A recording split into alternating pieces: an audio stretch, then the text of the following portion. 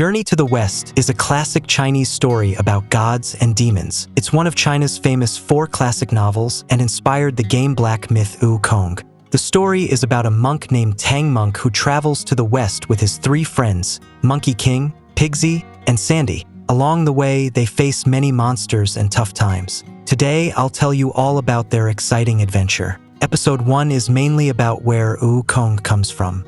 Once upon a time in the East, there is a magical mountain called Flower Fruit Mountain. This special mountain absorbs the essence of the sun and the moon. Inside a rock at the mountain's peak, a stone egg starts to form because of this magical energy. One day, after being warmed by the sun and blown by the wind, there's a huge bang. The rock at the top of the mountain splits open, and from this stone egg, a monkey jumps out.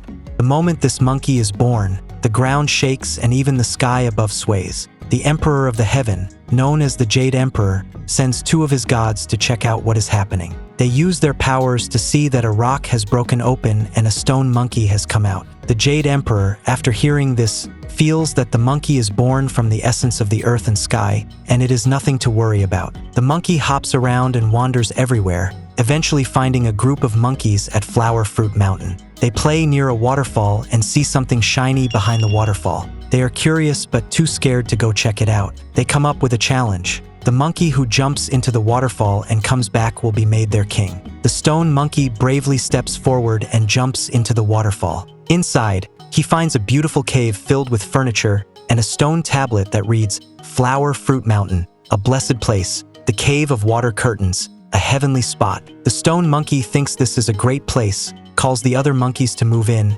and bravely leads them through the waterfall into the cave. There is a throne inside, and the monkeys place him on it and call him the Monkey King. They live happily until one day an old monkey passes away. The stone monkey begins to wonder if they all will eventually die and if there is a way to live forever. Deciding to find the secret to immortality, the Monkey King leaves Flower Fruit Mountain on a raft, pushed by the southeast wind. He drifts to the southern Jambu continent where humans live. When Monkey King arrives, everyone thinks he is a monster and runs away in fear. He sees everyone wearing clothes, so he takes some clothes left behind by someone and puts them on himself. From then on, the Monkey King begins to learn human manners and learns to speak human language. He travels to different places, blending in with crowds and living among them for about 7 or 8 years. But later, he finds human life boring because people are always competing for fame and wealth and don't truly care about life. He thinks, why is everyone so busy? Waking up early and sleeping late,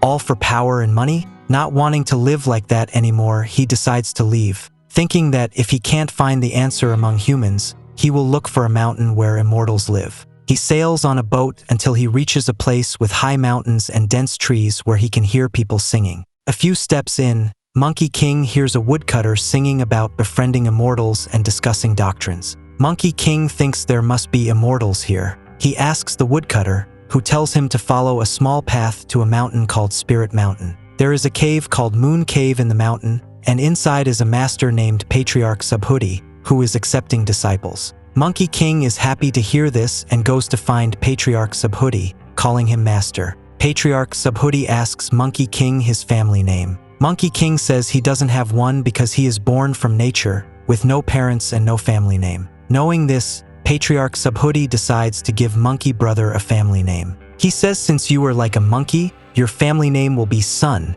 because sun and monkey are related. As for the first name, he chooses Wukong. So he names the monkey son Wukong, which means monkey awakened to emptiness. This name means that Sun Wukong comes from nothing and needs to discover and understand the world by himself. With this name, Sun Wukong begins his path of cultivation. Sun Wukong does odd jobs for his master for 7 years. Then Patriarch Subhuti asks him what he wants to learn. Wukong says he is willing to learn anything his master teaches. Patriarch Subhuti offers to teach him fortune-telling and divination to avoid bad luck. Wukong asks if that can make him immortal, and when Patriarch Subhuti says no, Wukong declines to learn it. Patriarch Subhuti then offers to teach him prayers and blessings, which can make someone live long but not avoid disasters. Wukong still refuses. Finally, Patriarch Subhuti offers to teach him self-examination and meditation, but none of these can make him immortal, so Wukong refuses them all. Patriarch Subhuti gets a bit angry and taps Wukong on the head 3 times with his cane, then walks away with his hands behind his back. The other disciples blame Wukong for being too picky and upsetting the master. But Wukong isn't upset, he is smiling. It turns out Wukong understands his master's hints. The 3 taps mean he should come at 3 in the morning, and the hands behind the back mean he should enter through the back door. That night at 3, Wukong quietly enters his master's room through the back door and kneels by the sleeping master's bed. Patriarch Subhuti is pleased that Wukong has understood his hints. He decides to enlighten him a bit.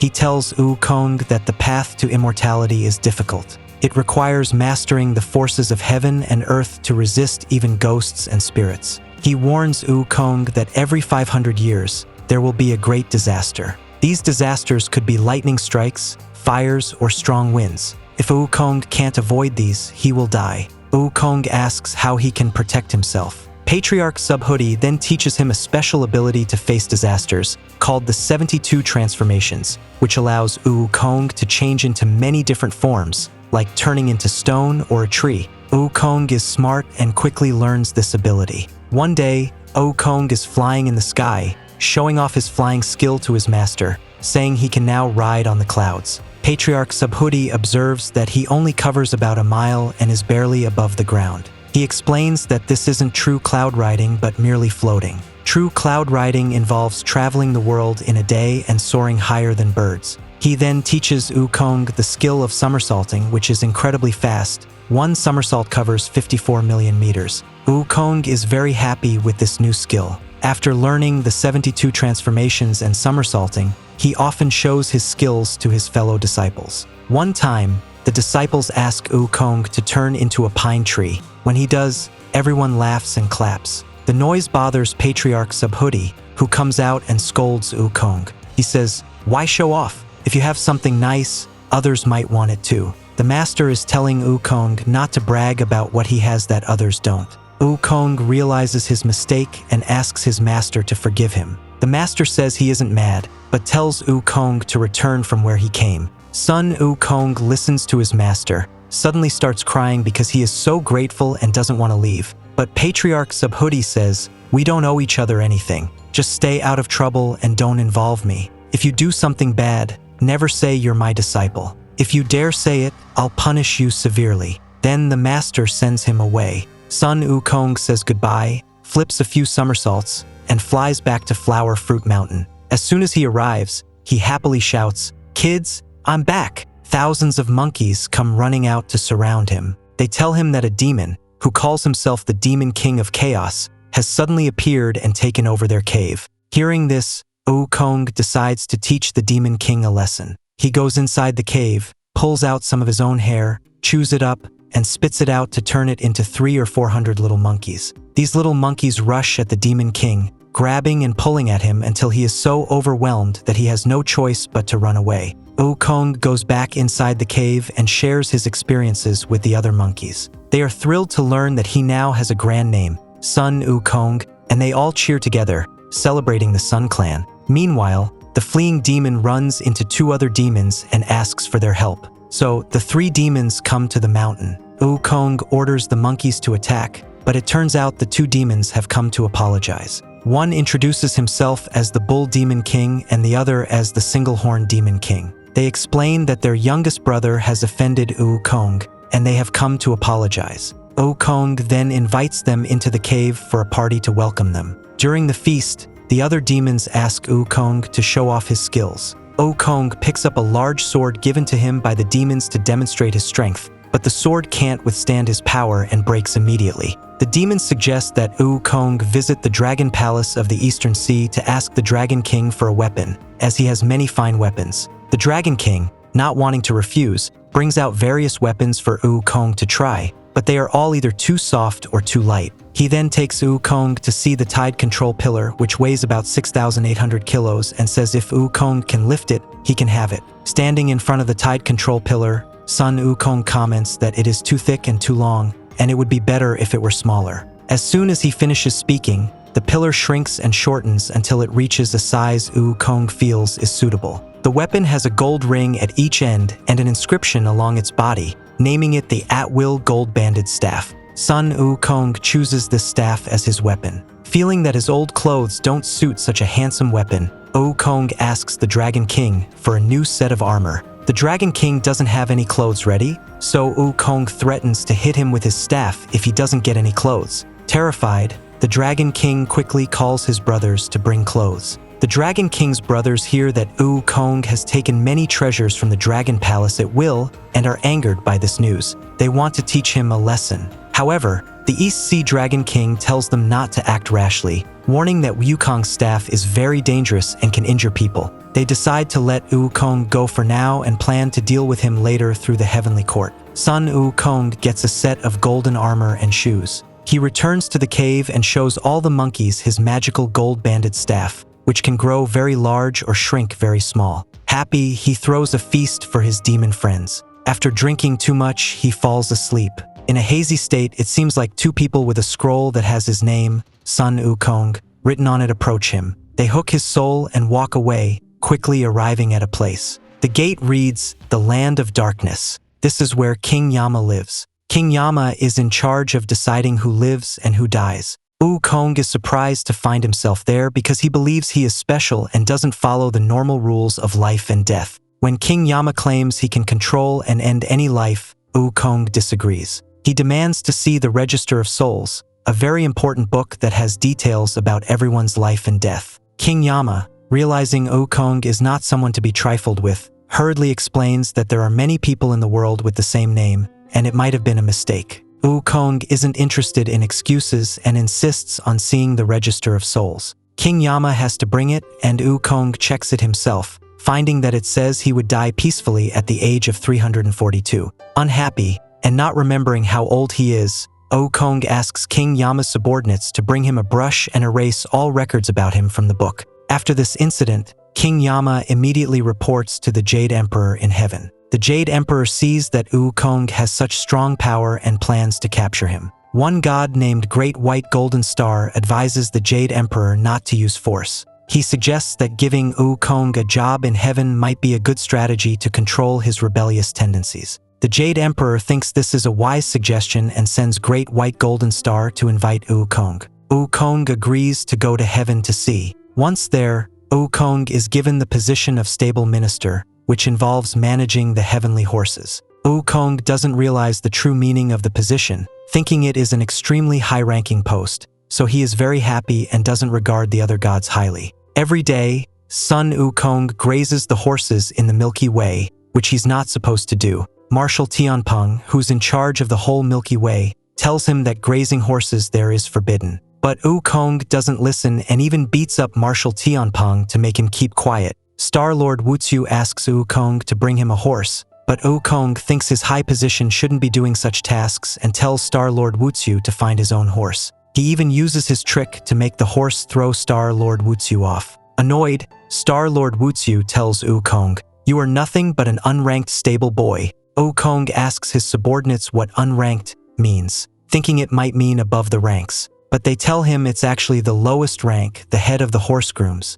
Feeling deceived, Wukong, who considers himself a king back on Flower and Fruit Mountain, can't accept just taking care of horses in heaven. Angry and feeling cheated, he quits his job and returns to Flower and Fruit Mountain. All the monkeys gather around him and ask about his experiences over the years. Only then does Wukong realize that for every day he spent in heaven, a year passed on Earth. He decides to let go of these concerns and gathers all the monkeys to drink and celebrate. They tell him, "They mistreated you. With your power, you should be Great Sage equaling heaven." Wukong likes this new title and embraces it. The Jade Emperor asks God Li and his son Neza to lead the heavenly soldiers and generals to capture Wukong. God Li sends the giant god to catch Wukong. Wukong taunts him, saying, "Who are you? Some random celestial? I could easily beat you with one strike, but I won't because then no one would be able to deliver my message. Go back to the Jade Emperor and tell him he's not using his people right.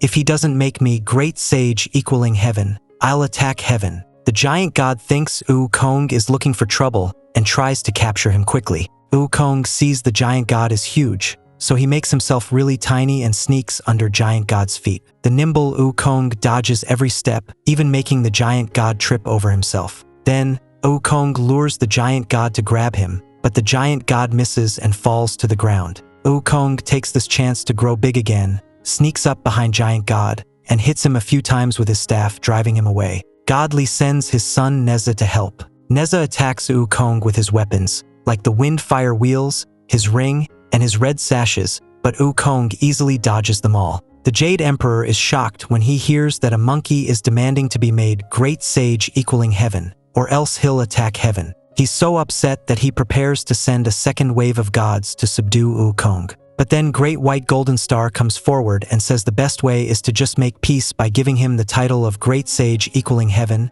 and a nominal job to keep him busy and prevent further trouble. The Jade Emperor thinks it over and agrees, so he sends Great White Golden Star down again. When Wukong hears that the Jade Emperor has agreed to give him the title of Great Sage equaling heaven, he happily returns to heaven. The Jade Emperor even builds a mansion for him right next to the Peach Garden in heaven and names it the Mansion of the Great Sage equaling heaven. Wukong is thrilled and feels very important. He starts hanging out with all the gods in heaven, roaming here and there, his whereabouts always unknown. This worries the Jade Emperor, who thinks, what if he's plotting a rebellion under my watch? So, the Jade Emperor decides to give Wukong something to do. Since the Mansion of the Great Sage equaling heaven is close to the Peach Garden, he assigns Wukong to take care of it. Wukong doesn't mind. Wherever he is, he's having fun. He goes to the Peach Garden early to check things out and learns that these peaches bloom and ripen over thousands of years, offering immortality to those who eat them. Seeing that the peaches are almost ripe, Wukong thinks, I'm in charge here, I should try them first. So, he tells his subordinates to wait outside and says he's gonna rest, but actually he starts sneaking peaches. They are so delicious he can't stop himself and keeps coming back to eat more. A few days later, after finishing his peaches, Wukong turns into a peach himself and lies on a leaf to sleep. In a daze, he feels someone picking him. He opens his eyes and sees 7 fairies picking peaches. Wukong quickly changes back to his true form, pulls out his staff ready to hit them, but the fairies quickly explain, today the Queen Mother is holding a peach banquet and she asked us to pick peaches here. Wukong asks who's invited to the banquet and finds out he's not on the list. This makes him angry. Wukong chants a spell and yells stop to the fairies. In an instant, the 7 fairies can't move at all. Wukong jumps out of the garden and heads straight to the peach banquet. On the way, he meets Barefoot Immortal, who is also going to the banquet. Wukong tricks him by saying that the Queen Mother has sent him to spread the word to go to the Hall of Universal Brightness for a ceremony before the feast. Barefoot Immortal believes him and heads that way, but Wukong continues on to the peach banquet. There, he sees people moving wine and decorating for the banquet. Wukong thinks of a plan and plucks a few hairs, chews them up, and blows them out to turn them into sleepy bugs. The bugs fly around and quickly make everyone at the site fall asleep.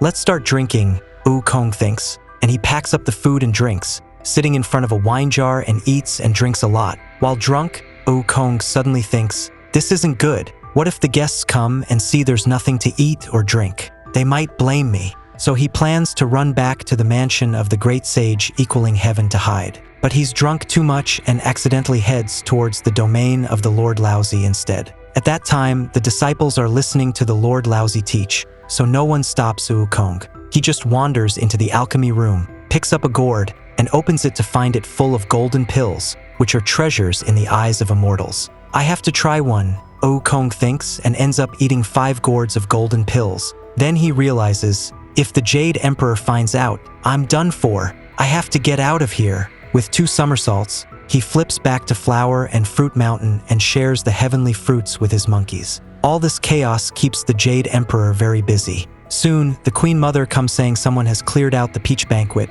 the Lord Laozi comes saying someone has taken all the golden pills, and Barefoot Immortal comes saying he was tricked. All signs point to one monkey, the Great Sage equaling heaven, Wukong. The Jade Emperor is furious and orders 100,000 soldiers to find and kill Wukong, but they are easily defeated by him. Just when the Jade Emperor doesn't know what to do, Bodhisattva Guanyin from the Southern Sea recommends a god named Erlangshun to capture Wukong. Erlangshun goes to Flower and Fruit Mountain to arrest Wukong. Wukong, seeing him, laughs and asks, the Jade Emperor's sister longed for the mortal world and married a Mr. Yang. They had a boy, the boy grew up, he split the mountain and saved his mother. Are you that boy? Erlangshun starts fighting Wukong with his weapons. They battle evenly for 300 rounds without a winner. Wukong uses his 72 transformations, turning into a bird, a fish, and a temple. Erlang catches on and prepares to destroy the temple, but Wukong uses the chance to fly away. He disguises himself as Erlang and goes to his house, eating his food and drinking his wine. Erlang rushes home and uses his third truth-seeing eye in the middle of his forehead to shoot a light that changes Wukong back to his original form. Wukong has to run away, and Erlang releases his faithful howling celestial dog, which is very fast and catches up to Wukong to fight him. At that moment, the Lord Laozi brings out the diamond ring, saying, "This weapon is impervious to water and fire, and it can catch anything. I'll throw it down and hit that monkey." The ring spins and hits Wukong just right. The Jade Emperor is thrilled and orders, "Take that monkey to the demon beheading tower and behead him." But he doesn't realize that after eating the celestial peaches and golden pills, Wukong has become invulnerable. Attempts to behead him fail as his head reattaches. Fire can't burn him, and lightning can't kill him. The Lord Laozi suggests, "Throw that monkey into my 8 trigrams furnace and burn him for 49 days. The Jade Emperor agrees. The fire has been burning for more than 40 days. The Lord Laozi thinks, the demon monkey must be ashes by now. But when he opens the furnace, Wukong, covering his eyes, appears amid the blazing fire. As soon as he opens his eyes, they shine with a golden light. He has developed fiery golden eyes in the furnace. Wukong, unable to suppress his anger from 49 days in the furnace, jumps out, flips over the 8 trigrams furnace with one kick, and pulls out his staff. He fights his way through heaven, demanding the Jade Emperor step down so he can be the Emperor of Heaven. No god can handle him. The Jade Emperor, panicked, shouts, "Send for the Lord Buddha." In a blink, Buddha arrives in heaven with 2 helpers. Buddha, smiling, says to Wukong, "I've heard of your rebellious behavior in heaven. They say you want the throne. Why?" Wukong replies, "Emperors are made by turn. It might be my turn next." Buddha asks Wukong how he thinks he can become the heaven's emperor. Wukong responds, "I have lots of power. I know 72 transformations. I'm immortal, and I can somersault 54,000 kilometers. Why shouldn't the throne be mine?" Buddha laughs after hearing Wukong's boast and suggests they make a bet. He tells Wukong if he can jump out of his palm, he'll win, and Buddha will ask the Jade Emperor to come live with him, giving the heavenly palace to Wukong. But if Wukong fails, he has to leave heaven and never come back. Wukong thinks this will be easy because he can leap great distances with one somersault. So, he jumps into Buddha's palm and leaps towards the distance. When he lands, it seems like he's reached the edge of the sky. All he sees is white fog and 5 pillars that look like they hold up the sky. Wukong decides to leave a mark here so Buddha can't deny he made it. Then, Wukong pulls out a hair, turns it into a pen, and writes "Great Sage equaling heaven was here" on the middle pillar. After writing, he even pees at the base of the pillar to mark it further. Then, with another somersault, he flips back to the heavenly court. As soon as he lands, Wukong tells Buddha, "You've lost. Now ask the Jade Emperor to give me the heavenly palace." Buddha smiles and tells Wukong to look behind him. Wukong turns around and sees his own writing on Buddha's middle finger, along with a smell of urine. Wukong is shocked and can't believe he didn't jump out of Buddha's palm. He thinks he must go back and check again. As he prepares to leap again, Buddha flips his hand over and turns his 5 fingers into mountains of the 5 elements: metal, wood, water, fire, and earth. He gently pressing Wukong under the 5 elements mountain. Everyone in heaven is so happy that they start cheering and they have a big party to celebrate defeating the monkey. In the midst of the celebration, someone shouts that something is happening. The monkey under the 5 elements mountain is trying to get out. Buddha calmly takes out a strip of paper with the golden words Om Mani Padme Hum written on it. He says just sticking the strip on top of the mountain will do. Once the strip is placed, the 5 elements mountain seals tightly and Wukong can't escape from it anymore. 500 years later, Bodhisattva Guanyin from the southern sea passes by and lets her disciple give Wukong some fruit to eat. Wukong begs her to let him out, but Guanyin tells him someone will rescue him, but it won't be her. Guanyin then turns into a Taoist and goes to the capital of the Tang dynasty. She is there because the Buddha wants to get the original Buddhist scriptures. These scriptures are super important because they teach people about being wise, kind, and how to live a good life. They're full of deep lessons that the Buddha really wants to share with everyone. So, he tells Guanyin to find the man who will go to the west to get these original Buddhist scriptures. When Guanyin arrives at the capital, she learns about Tang Sanzang, a monk with a really special story. A long time ago, he is one of Buddha's own students but has to be reborn on Earth as punishment for not following the teachings well. Sanzang's dad, who is very smart, is sadly killed by bandits while he's on a trip with Sanzang's mom. The same bandits take his pregnant mom. After she gives birth to Sanzang, she worries that the bandits might harm her baby. To keep him safe, she places him on a wooden board and lets him float down the river, hoping someone kind will find him and take care of him. Thankfully, a kind monk finds him floating by and takes him in. He grows up in a temple, becoming both wise and kind-hearted. As he gets older, Sanzang reunites with his mom and even manages to bring the bad bandits to justice with the help of his mom's letters. Guanyin thinks Sanzang is just the right person to go and get the original Buddhist scriptures from the West. When Sanzang hears that these scriptures can bring peace and happiness to the people, he volunteers to go and bring them back. The emperor is thrilled, immediately treats Sanzang like a brother. The emperor gives Sanzang a golden bowl for begging, a pass for his travels, and a white horse to ride. Right before Sanzang leaves, the emperor gives him a toast with a cup of vegetarian wine and sprinkles a pinch of soil into it, saying, "It's better to love a pinch of our own soil than wanting a lot of gold from other places." Sanzang thanks the emperor and sets off. On his journey, Sanzang gets chased by a tiger. Luckily, a hunter helps him and escorts him to the border of the Tang territory. There, he meets the Monkey King, Wukong, who has been trapped under the mountain for 500 years.